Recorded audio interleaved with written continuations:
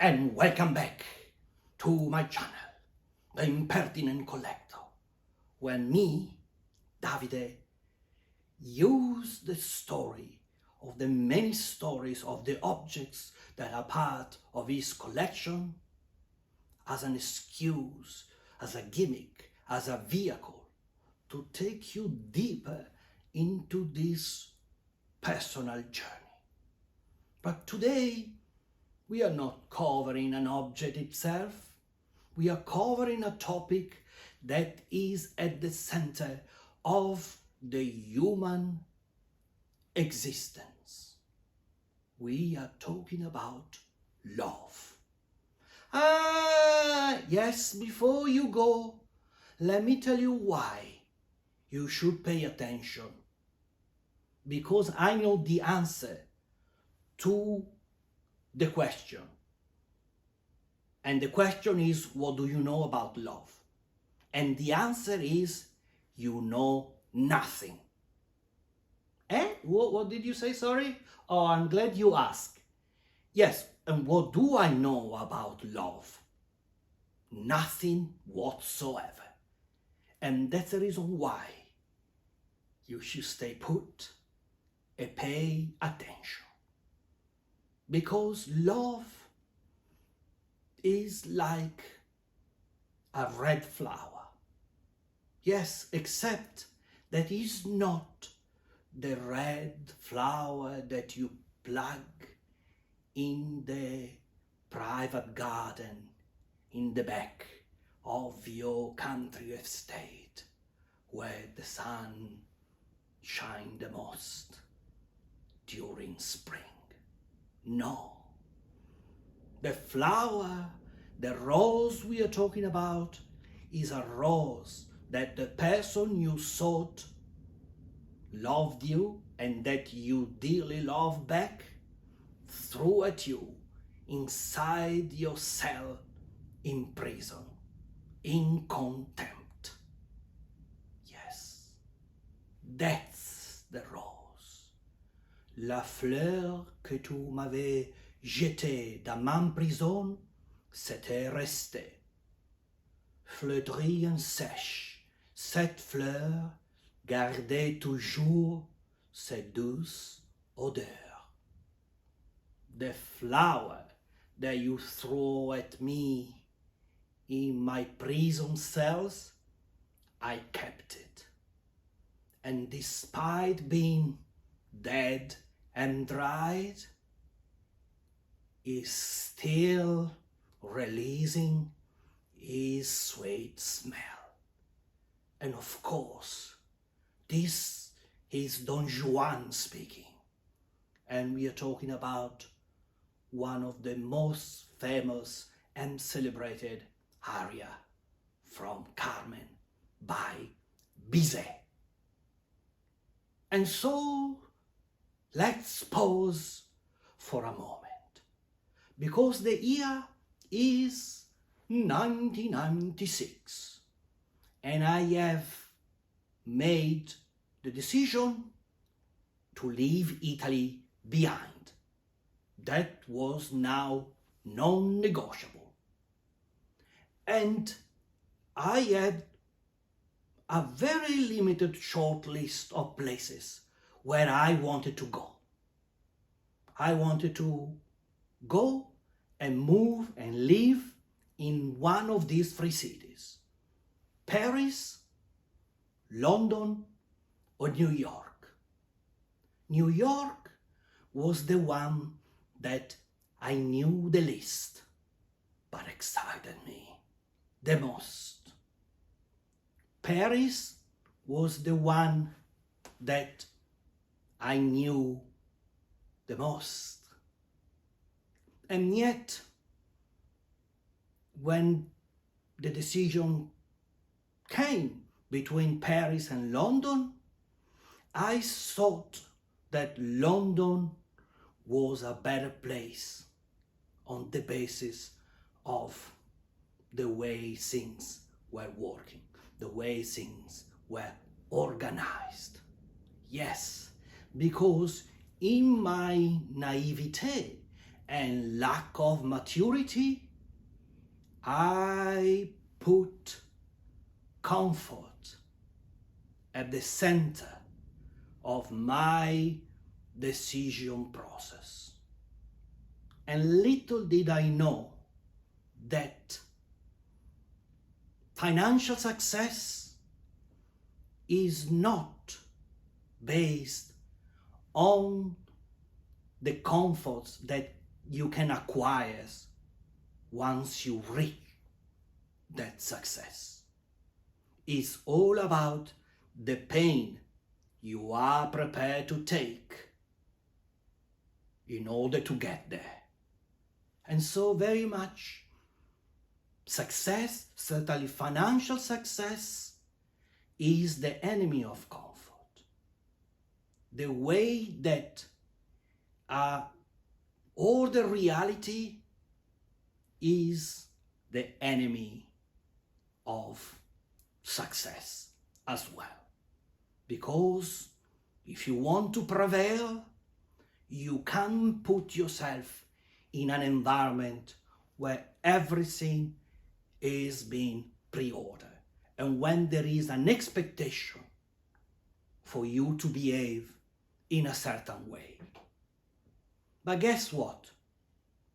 After many, many years, I haven't been back to New York for over 25 years.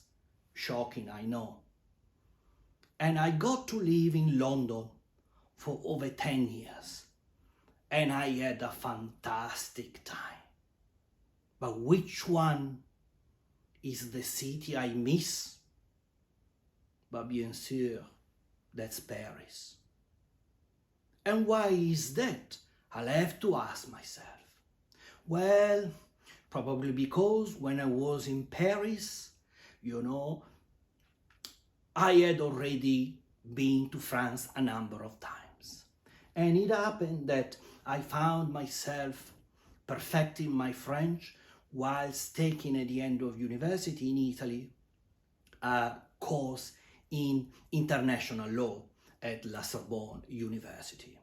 And so in those 3 months where I get to live in Paris by myself, it was like a floating state in which money, careers, bills, relationship were something that were not part of my known universe.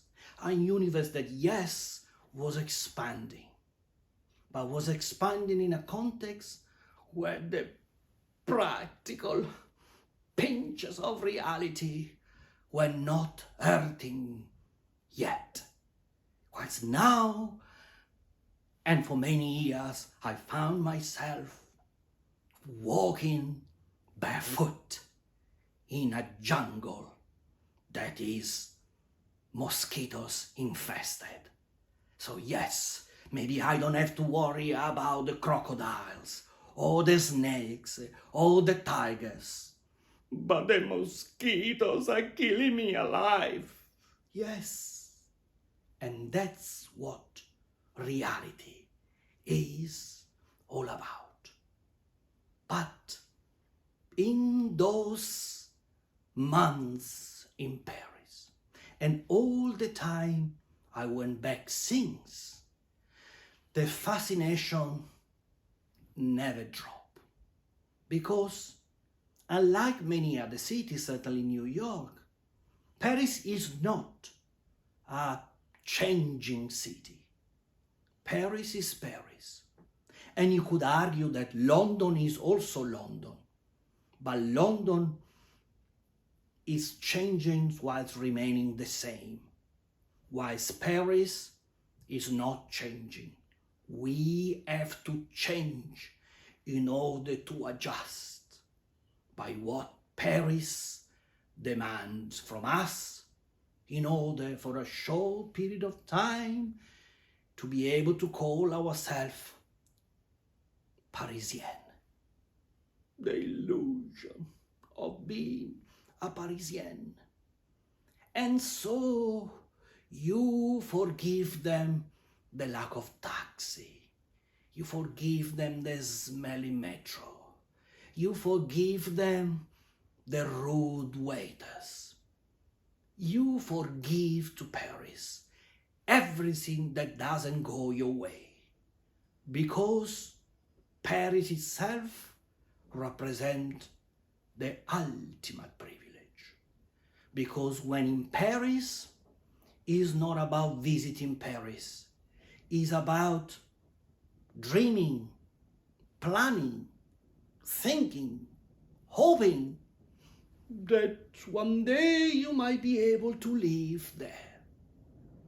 And it is interesting that one of the advantages of being part of the Judaic-Christian structure, philosophy, religion, is that, yes, we have to work hard to go to heaven, but at the same time, we know heaven because we have already been in the Garden of Eden. It's just a matter of going back to the Garden of Eden because we have been kicked out. And so, in the back of our mind, there is already a sense of familiarity with what paradise will be. Because we think that once we're going to be there, we will be able to recognize that right away. And this concept of recognition of where you are in paradise is a very elusive concept, because you can only tell where things were going well when things are no longer going well. In retrospect, you can tell, oh, I was so young back then. I was so strong back then. I was so helpful, hopeful back then. And now, what happens? Yes. And so, you see, two are the main differences that strike me between Paris and London.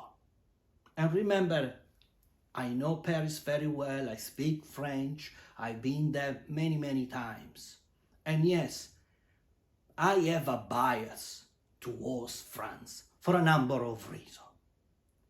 But the difference between London and Paris is that in London, nobody really cares how you dress up, how you present yourself. The same is true here in Australia, even in Sydney. But in Paris, you want to make an effort.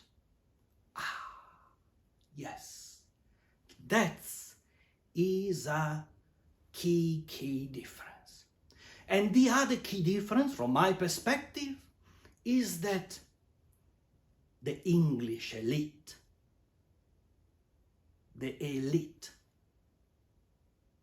cling to this idea of the British Empire, whilst the French elite are focused on a joie de vivre, a desire to live, to experience, to eat, to sort of feed all your senses. And like the poor Marquis de Sade had a very bad press and advertising, because for him it was not about sadism, but it was all about pleasure. And I remember him saying that pleasure is triggered by the senses, and virtue doesn't do anything for the senses. Ah, the divine marquise. And so that's Paris. And that's where I was there in my early 20s by myself. I was overwhelmed by the beauty, by this sense of freedom, by this sense of when so much is accessible to you, you can't decide. And that's how I remember Paris. That's how I lived Paris. But Paris still has retained this sense of what La Belle Époque was. And La Belle Époque historically was a period between 1870 till 1914. And that was like, yes, you had like the transformation of the state, you had the French Revolution, the end of the monarchy, the Napoleonic Wars, but now there was a time of prosperity, of abundance. And it became clear that the victors of the French Revolution were not the peasant. The peasants are still peasant to these days, wherever you go in the world. I call them peasant. You can call them poor. The one that have come up winning were the bourgeois, the merchants, the dealers, the traders, the bankers, that extraordinary middle class that we can still see these days in the covers of the many French magazines that were printed at the time. Le Figaro Illustré, La Vie Parisienne, Le Petit Journal. And those were the papers that my mom would buy, among many other goods, when visiting France, and sell as prints. And I kept some of them because they take me back to a time of elegance. I wouldn't call it innocence, because there was now an acknowledgement that they were coming from war, and war was possibly around the corner. But there was a sense of pride and a desire to forget the past and enjoy the present. You can imagine how receptive I've been of this concept. And yes, in Paris, you always have the social tension, and you always have the magnificent. And so, what is it there? Well, you have like Louis XIV, who said, "L'État, c'est moi." He said to the parliament, "I am the state." And it was not only to affirm his absolute monarchic right to decide what was best against the whims of the politicians of the time, but it was also an accusation against parliament, against people, against the poor and the peasant. You are obstructing me from being who I want to be. And I want to be the king, because the king I am. And this extraordinary concept is something that 400 years later we can find in the sublime reasoning of Jean-Paul de Sartre. Yes, in a complete different context, is the one who said, "L'enfer, c'est les autres." Hell is made by everybody else. Yes, you people, you are the one who make hell of my existence. And I wish I could go back to a state where I am beautifully and happily by myself, the way Adam was in the Garden of Eden. And so this aspect of Paris is what conquer me. But of course, you have multiple facets. And so let me share a couple of episodes that in a sense, in my view, describe what Paris has been for me and what I believe Paris is still all about it. When I went to take this course in international law at La Sorbonne, my mom asked one of her many connections. And this particular connection was no other than the dean of the Sorbonne University himself, le recteur. And he, through his wife, organized for me to stay in a university room next to the Jardin du Luxembourg, super central. But the room wasn't available when I arrived. And so I have to stay with them, husband and wife. The children have left him home, and he was already quite old. And so when I went to the house, the wife said to me, "Oh, Davide, you can call me Suzanne, but my husband, you have to call him Monsieur le Professeur." Already the sense of the sublime and also the extraordinary, how can I say? Well, the formality in a familiar context in which we would have dinner together, me, Suzanne, and Monsieur le Professeur, in the dining room, served by a waiter wearing a white jacket and white gloves. And there were just the three of us. Well, those were the days. And when my room finally became available, it was Monsieur le Professeur himself who took me there. And with my great surprise, they had this fabulous house in central Paris.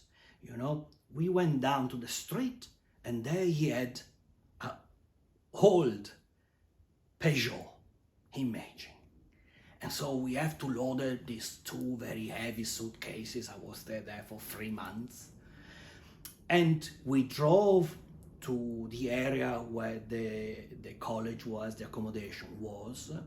And you had all the steps that you have to climb.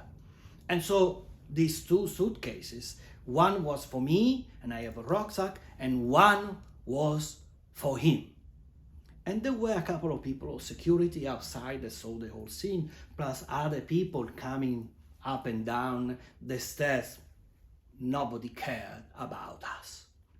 When I finally walked inside, I went to the reception and I asked if they could provide some help for the professor. And in fact, I overtook him, I dropped my suitcase, and I went back to trying to help him. And I had this dismissive look that is so Parisian, beautiful. There is not even like, "No, who are you? What are you doing here?" It's more like, what is this noise? Where is this coming from? It's me. Okay. But in a flash, somebody recognized the dean of the whole university. And it was a massive outcry.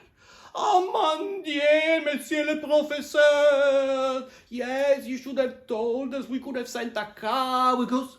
That's the aspect of somebody that is at the peak of the intellectual ladder, and yet he doesn't take advantage of the system.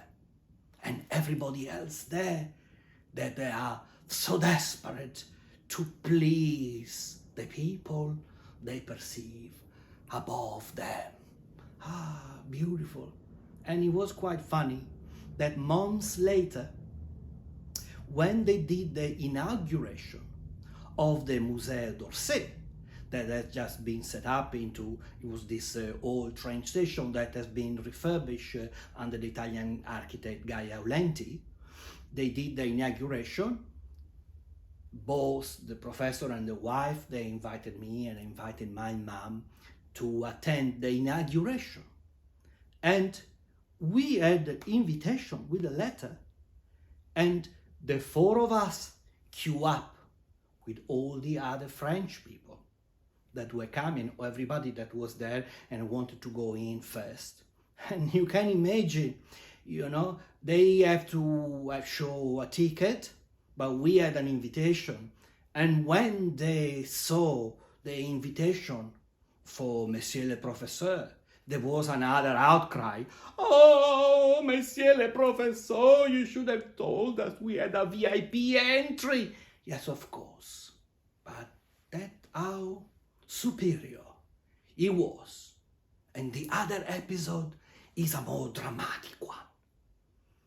Paris, like all of France, he has this rebellious nature that only the French have. And one day, when I was coming home on the metro, I found myself stuck in the middle of a student rally. Already the English word rally is pathetic, because the French, they call it a manifestation. You manifest your opposition. You made it clear you are against it and you are prepared to stand the ground. And so I come out from this station, the train stopped at this station, and when I come out, they close the station behind me.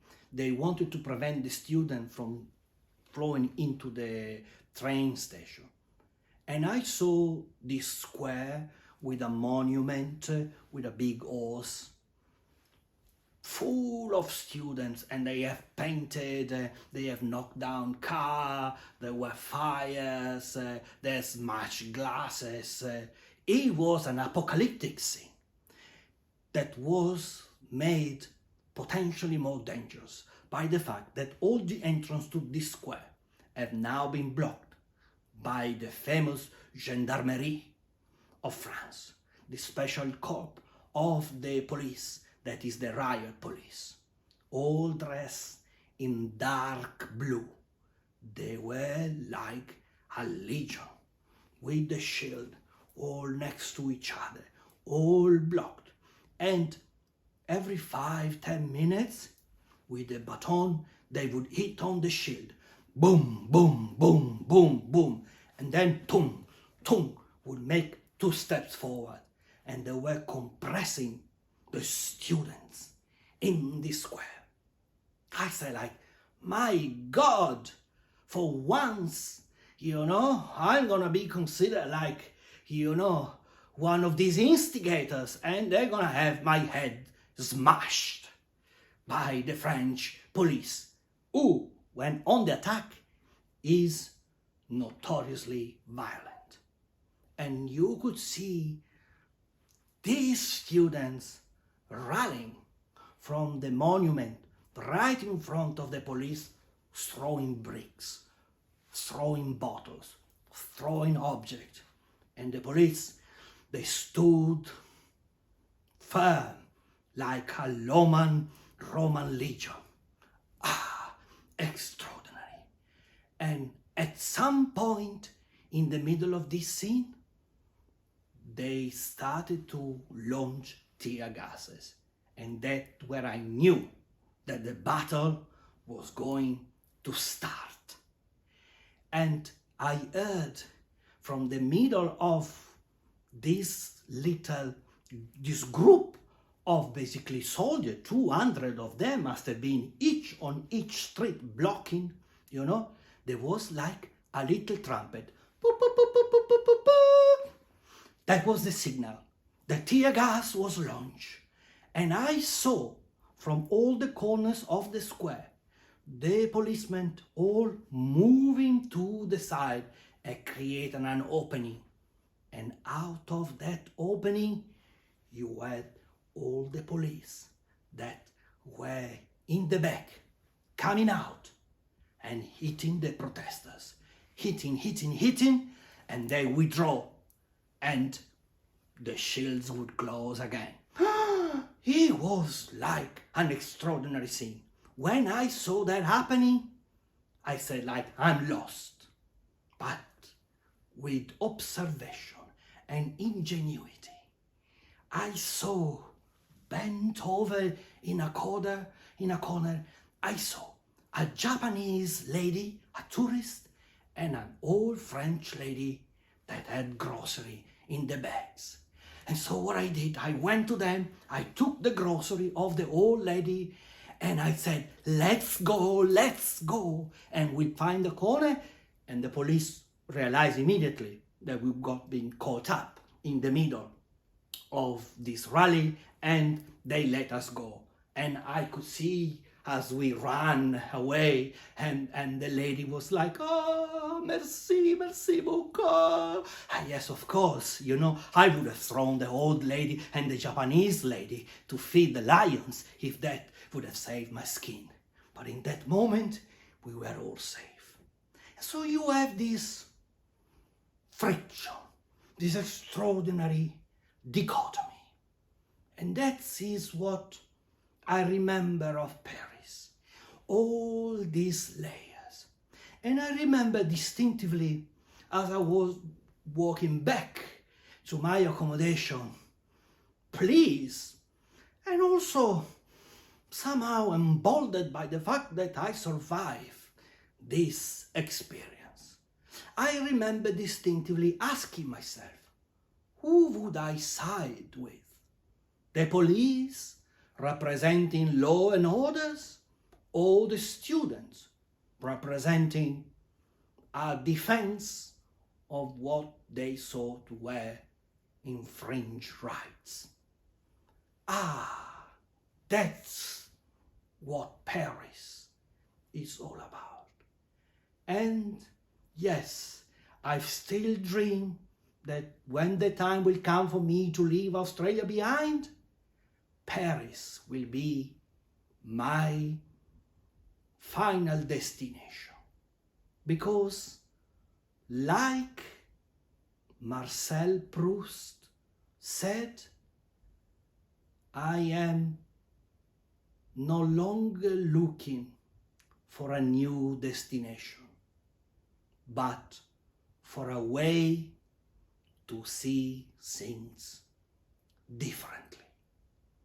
And that's me, Davide, the impertinent collector, with all the images of the French bourgeoisie taking advantage of the Belle Époque, Chez Maxime, the restaurants, the champagne, the magazine, the life, la Cité Lumière, the lights that you have there, the Grand Cannes, the Moulin Rouge, the Lido.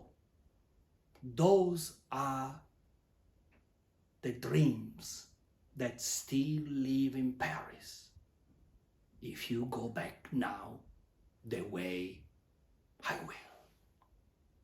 À bientôt, mon ami.